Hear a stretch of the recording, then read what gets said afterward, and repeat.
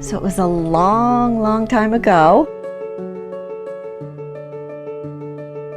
In the late 1980s, Rabbi Harvey Fields, blessed memory, along with some of his colleagues at the churches in the neighborhood, observed a growing crisis of hunger in the neighborhood.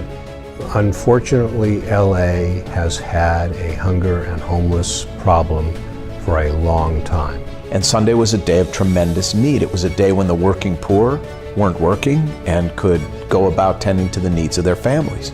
Through HopeNet, we got some cans of food and bags of rice, and we just kind of started it.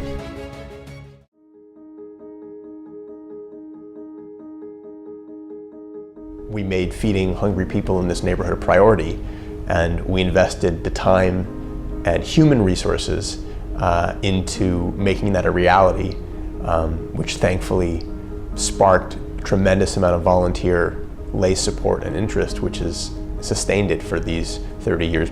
This is one of those rare times when you do the activity and you actually directly interface with the person that you have done the activity for.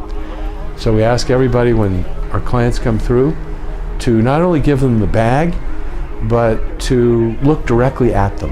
It is very empowering. Our food pantry has grown in many ways exponentially over the past 3 decades.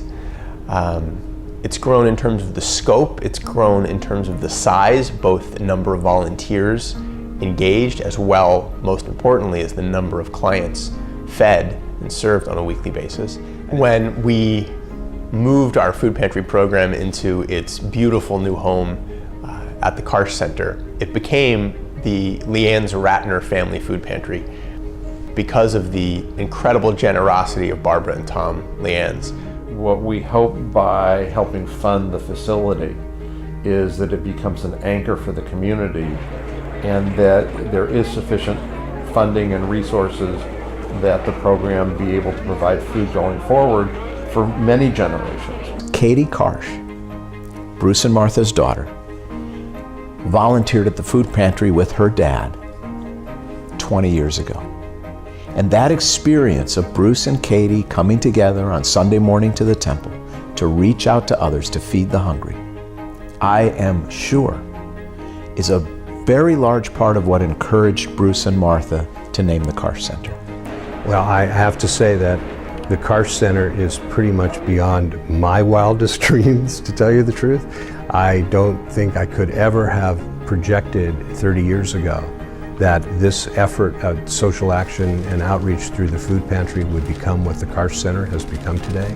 That's my hope going forward, that our doors are open and cultural diversity is met at the door. I think we're able to run a food pantry because we have the will to do it. On some level, at some point, it's a decision to put the time, effort, and resources behind doing something that is important and that matters. I think it's really important that we always show the community who we are, and who we are good, charitable, giving people who care not only about our own, but about the community at large. Don't you know, like, teachers always say, don't judge a book by its cover? I mean, I never really learned that from school. I learned that from here. And like, it's just, I'm doing my part to help out, but there's always something else that we can do.